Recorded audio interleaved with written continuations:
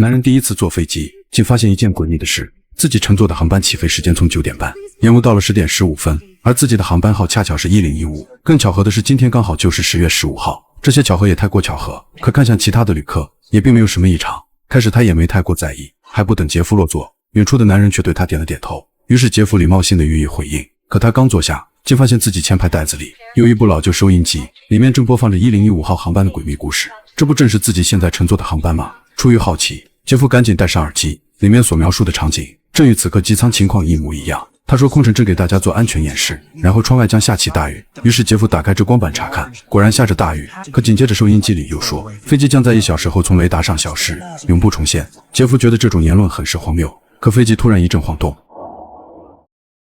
还好这只是飞机拉伸动作。紧接着收音机像是为了证明自己，说此刻机长名叫威廉，而此时恰巧机长也正在广播。为了验证收音机的真假，杰夫连忙按下暂停，并且询问一旁的乘客机长叫什么。可人家一脸茫然，根本不想搭理杰夫。此时杰夫却兴致勃勃向他讲起收音机的诡异故事，并想让对方也一起听听。对方厌恶地离开座位，尴尬的杰夫只好再次戴上耳机，继续收听飞机上的故事。收音机说飞机将在10点21分撞上小鸟，杰夫便看向屏幕，此时时间也刚好来到了10点21分。突然一声剧烈的撞击，杰夫惊恐地从座位上弹了起来，随手丢掉头上的耳机。阵阵惊恐促使大脑快速旋转，为了让自己冷静，杰夫赶忙跑进洗手间，并安慰自己这都只是幻听。等到杰夫再次回到座位并系好安全带，他却还是按下了呼叫键。此时空乘只是看了他一眼，随着他不停地按下呼叫键，空乘只好快速向他走来。杰夫立马询问刚刚是否有鸟撞上飞机，显然空乘的回答是否定的，并解释说这个高度是不可能有鸟飞行。紧接着杰夫询问机长的名字，对方却不耐烦地回答不叫威廉。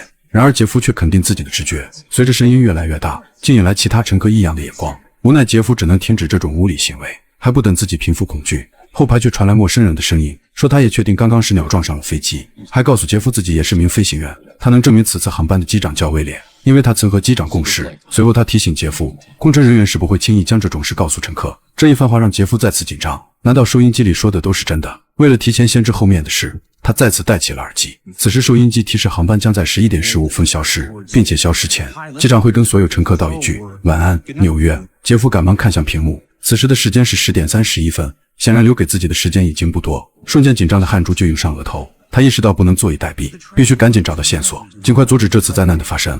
紧接着收音机说机舱内有干扰器，于是杰夫便开始在机舱内寻找。很快他就看见2名乘客正在观看直播，为了活命，他要求对方立即关闭设备，可对方解释自己开的是飞行模式。杰夫却不依不饶地提醒，空乘见状赶忙打断杰夫的对话，并要求杰夫赶紧回到自己的座位。此时杰夫也只能作罢。等他刚回到座位，收音机里却再次传来消息，表示机舱内有个可疑人物，他将劫持飞机。为了快速寻找罪恶的根源，杰夫立即起身查看，便将目标锁定正熟睡的2个黑人。于是他悄悄找到空姐，想找飞机上的空警谈谈，可空姐一口否认飞机上并没有空警，假如有，对方也不会随意亮出自己的身份。这让杰夫大失所望地离开，刚走一步竟看见熟悉的面孔，于是他自信地坐了下来，并说对方并不是飞行员，而是隐藏在飞机上的空警。可对方坚决否认杰夫的说辞，并再次提醒自己只是个普通的飞行员。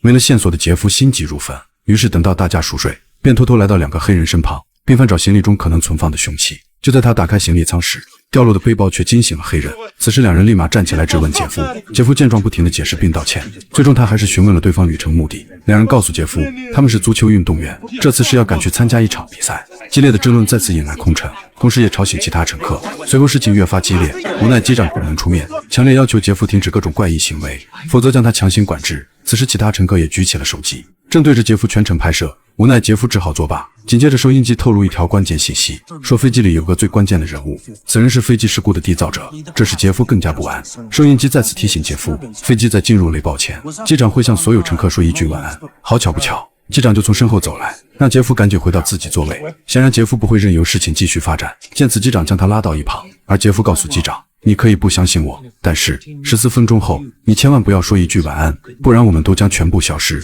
身旁的空乘都惊呆了，乘客们也都投来异样的目光。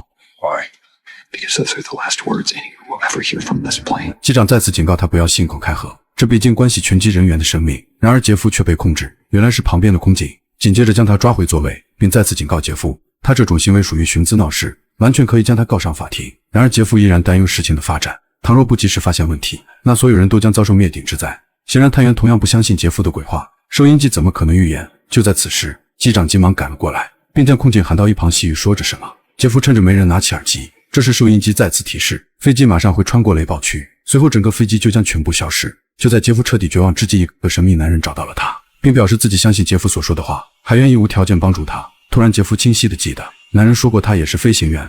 突然杰夫有了个很大胆的想法，于是告诉男人，只要能够进入驾驶舱，掌控飞机控制权，就可以让飞机平安地降落。男人觉得这个方法可行，但想要进入驾驶舱，就必须知道打开舱门的密码。此时男人看向收音机上的1015，而此次航班号为1015，并且自己又是10月15日10点15分登上这架飞机。各种巧合促使杰夫坚信1015肯定是打开驾驶舱门的密码。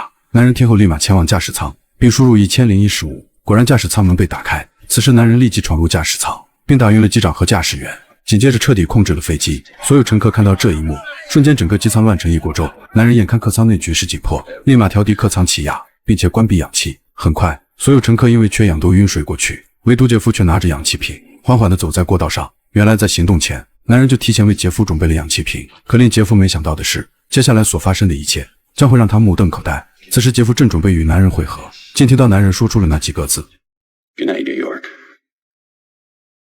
杰夫彻底懵了，收音机里述说的那个机长竟是眼前的这个男人，而那个事故缔造者竟是自己，自己才是那个万恶根源。显然再想挽回已成不可能。随着杰夫的忏悔，飞机也快速穿向雷暴区域。